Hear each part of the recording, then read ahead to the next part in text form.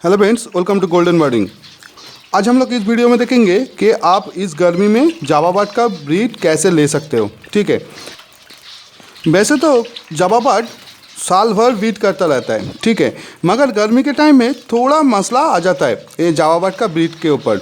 देखो, जब बहुत गर्मी हो जाता है ना, तब जो ब्रीडिंग बॉक्स के अंदर जो चिक्स रहता है तो मरने का चांस रहता है जब बहुत गर्मी हो जाता है। ठीक है, और बहुत गर्मी में अगर आप जावा बर्ड को ब्रीड करा रहे हो ना, तो थोड़ा इधर उधर हो जाने से जो पेरेंट्स बर्ड होता है ना, वो हीट स्ट्रोक होके मर भी सकता है। ठीक है, तो अगर आप चाहते हो कि इस गर्मी में इस सामान में जावा बर्ड को ब्रीड करने के लिए, तो आपको कुछ प्रिकॉशन लेना पड़ेगा। ठीक है, आपको कुछ चीज़ों के ऊपर ध्यान देना पड़ेगा ताकि आपका बर्ड सही रहे और जो चिक्स निकले वो भी हेल्दी निकले और वो मरे नहीं। ठीक है, आज उसी के बारे में इस वीडियो में बात करेंगे।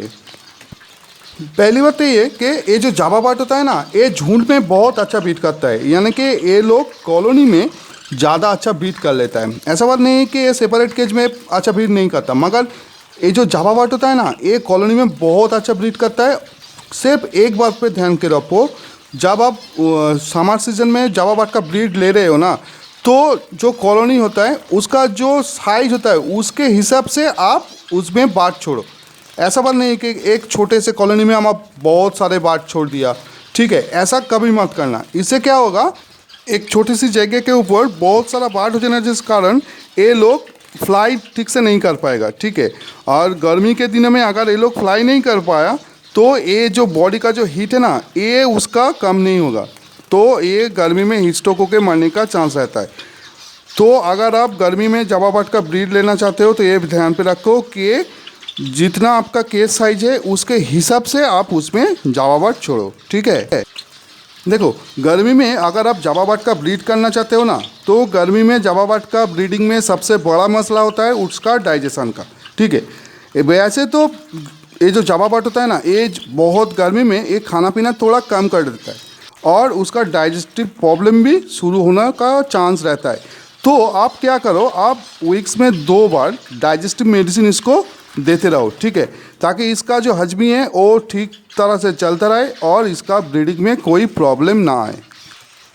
दोस्तों, अगर आप जावा बर्ड से गर्मी में ब्रीड ले रहे हो ना, तो इसको सिर्फ सीड मिक्स के ऊपर नहीं छोड़ो। इसको वीक्स में 3 दिन, कम से कम 3 दिन, एक दिन छोड़ के एक दिन आप इसको सॉफ्ट फूड देते रहो। ठीक है, आप कुछ भी दे सकते हो, खीरा दे सकते हो और जो वाटरमेलन दे सकते हो। ठीक है, ऐसा कुछ दो जो गर्मी का जो फ्रूट मिलता है मार्केट पे वो देते रहो, और सॉफ्ट फूड भी देते रहो ताकि इसका जो बॉडी का जो टेम्परेचर है वो मेंटेन हो सके। और गर्मी में जावा बर्ड का ब्रीडिंग का सबसे ज़रूरी बात, इसको नहाने का पानी दो।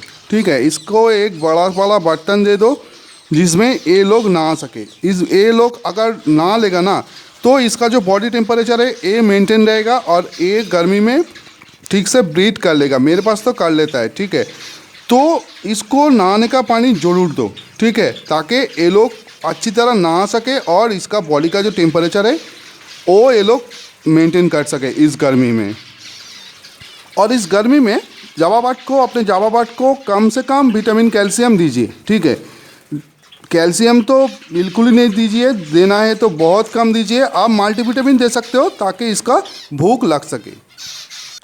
अगर आप जावा बर्ड से इस गर्मी में ब्रीड ले रहे हो तो एक बात ध्यान पे रखो कि जिस घर में जावा बर्ड है उस घर का टेम्परेचर मेंटेन हो सके। ठीक है, मेरे पास इस घर में 2 विंडो है, इससे हवा भी आता जाता रहता है। मगर मैं फिर भी इन घर में एक पंखा चला के रखता हूँ। ठीक है, वो होल डे चलता रहता है, मगर नाइट को मैं बंद करते देता हूँ।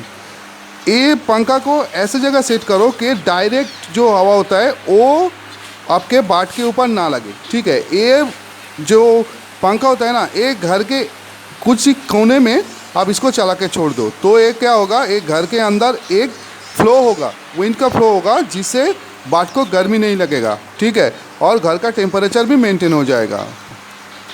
Thank you very much for watching this video. अगर अच्छा लगे तो एक लाइक ज़रूर करना। Thank you very much.